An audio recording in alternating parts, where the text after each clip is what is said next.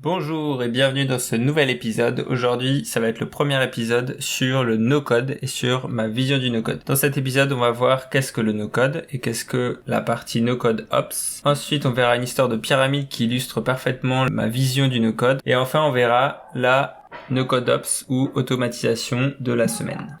Bonjour à tous et bienvenue sur Excellence Automatisée, le podcast qui te donne les clés pour libérer ton potentiel grâce à l'automatisation no-code. Je suis Clément et dans chaque épisode, je t'accompagne dans ta quête d'efficacité et de succès. Imagine pouvoir gagner du temps, optimiser tes processus et te concentrer sur l'essentiel, tout ça grâce aux outils no-code. Voici ce que tu vas découvrir dans ce podcast, des conseils pratiques pour mettre en place des automatisations efficaces et adaptées à tes besoins, des moments de réflexion sur le développement personnel pour te permettre de grandir et d'évoluer dans ton parcours. Nous irons ensemble plus loin en brisant les barrières techniques et en te donnant les outils pour bâtir un processus automatisé à la fois. Alors, prêt à emprunter la voie de l'excellence automatisée, joins-toi à moi pour un voyage enrichissant, où tu trouveras non seulement des conseils pratiques, mais aussi une communauté qui partage tes ambitions. Découvrons ensemble le pouvoir de l'automatisation. Donc le no-code, c'est des plateformes d'outils en ligne qui permettent de créer soit des applications et des sites web, soit d'automatiser des tâches ou des processus.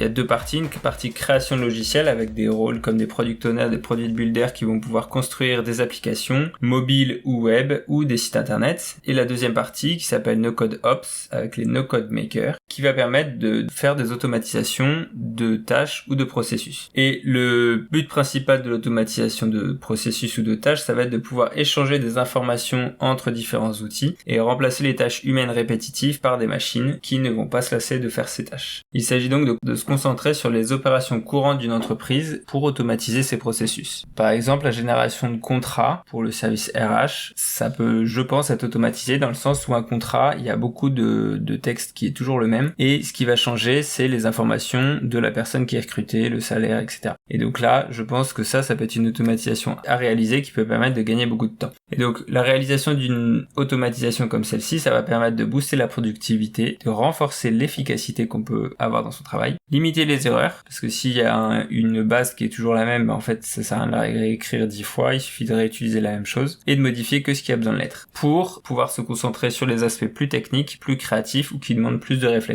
dans son travail. Illustrons tout ça par une petite histoire. Je l'avais lu dans un livre, je ne sais plus lequel, donc si vous savez de quel livre ça vient, ça peut être intéressant de le remettre. Mais en découvrant le no-code, ça m'a fait repenser à cette histoire. L'histoire c'est la suivante. Dans l'Égypte ancienne, sous le règne de Pharaon, deux bâtisseurs reçoivent un défi colossal, ériger une pyramide en l'espace de 3 ans. L'enjeu, une fortune inestimable et une renommée éternelle, ou bien, en cas d'échec, une fin tragique avec les crocodiles du Nil. Paneb, le bâtisseur passionné, se lance promptement dans le défi. Dès la première nuit, il dessine ses plans à la lueur des bougies et s'endort en rêvant des pierres qu'il va devoir transporter. À l'aube, il s'attelle à la tâche, choisissant chaque bloc, les roulant et les positionnant à leur place. Les semaines passent et le premier étage de sa construction voit le jour. Mais en entamant le deuxième, il réalise que la hauteur rend la manœuvre bien ardue. Son endurance seule ne suffira pas. Ne voulant pas succomber face à l'adversité, Paneb fait appel à des conseillers spécialisés en force physique. Il entame un entraînement rigoureux tout en poursuivant sa quête de pierre idéale. Son acharnement porte finalement ses fruits et grâce à sa nouvelle vigueur, il progresse à nouveau. Un an s'écoule et curieusement, le terrain voisin de Khéna reste vierge. Pas la moindre trace de travail, ni de signe de Khéna depuis leur audience royale. Inquiet et intrigué, Paneb se demande que trame donc Khéna. Poussé par la curiosité, Paneb rend visite à Khéna. Il le découvre dans son atelier, immergé dans ses croquis et ses calculs. Moquant son adversaire de son apparente inactivité, Khéna répond avec un sourire serein, le congratulant pour ses efforts et lui souhaite un bon courage. Quelques mois plus tard, alors que Paneb harassé travaille sous un soleil de plomb, une rumeur en provenance de la cité voisine attire son attention. Un cortège de curieux approche, et au cœur de cette foule, une machine imposante se dessine, laissant Paneb bien perplexe. Cette machine est immense, composée de bois et de cordes et surmontée d'une grande poulie. Khéna est aux commandes. En quelques heures, il a placé plusieurs blocs de pierre à l'aide de cette invention révolutionnaire. Paneb, bouche bée, comprend que pendant que lui construisait à la force de ses bras, Khéna avait mis au point une machine qui lui permettrait d'assembler la pyramide en un temps record. Le temps passe et la pyramide de Khéna s'élève rapidement, chaque pierre étant posée avec précision grâce à sa machine innovante. Paneb de son côté peine à avancer, réalisant qu'il ne pourra jamais réaliser avec la méthode de Khéna. 3 ans plus tard, le jour du jugement arrive. La pyramide de Paneb est à peine à la moitié alors que celle de Khéna brille sous le soleil égyptien. Pharaon, impressionné par l'ingéniosité de Khéna, lui octroie la gloire et la richesse. Paneb, quant à lui, s'attendait à être jeté au crocodile. Mais Kenna intervient. Il a travaillé dur et mérite une chance de prouver sa valeur autrement. Pharaon, touché par cette preuve de fraternité, accepte et donne à Paneb une nouvelle mission, cette fois aux côtés de Kenna. Les deux hommes, malgré leurs méthodes différentes, se rendent compte de la valeur de l'autre et deviennent les plus grands architectes de leur époque. Ma vision du no-code, c'est clairement cette histoire. Dans cette histoire,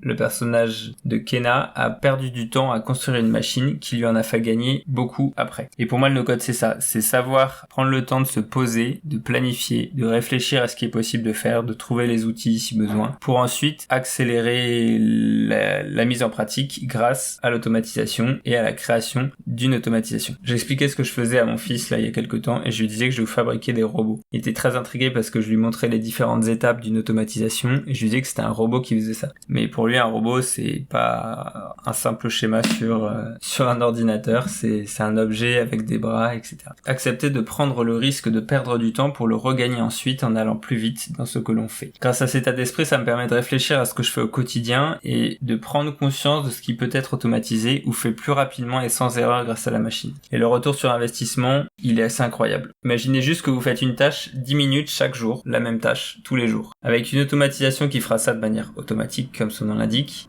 en une semaine, vous aurez gagné 1 heure de votre temps.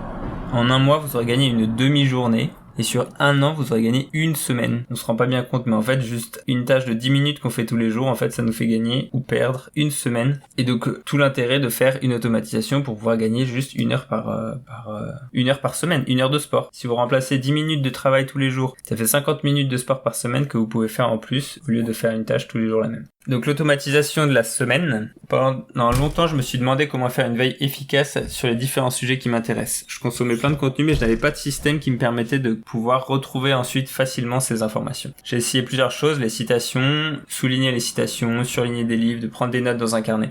Le problème, c'est qu'à chaque fois, j'avais pas moyen de retrouver facilement les informations. Du coup, j'ai utilisé une application qui s'appelle Notion, où je centralise toutes les informations, tous les articles, toutes les choses que je lis ou que j'ai envie de lire au même endroit. Comme ça, si tout est au même endroit déjà, je sais où aller chercher et je sais qu'est-ce que je peux retrouver. Le problème, c'est qu'une fois que j'ai fait ça, je peux me retrouver très vite avec une quantité importante d'articles.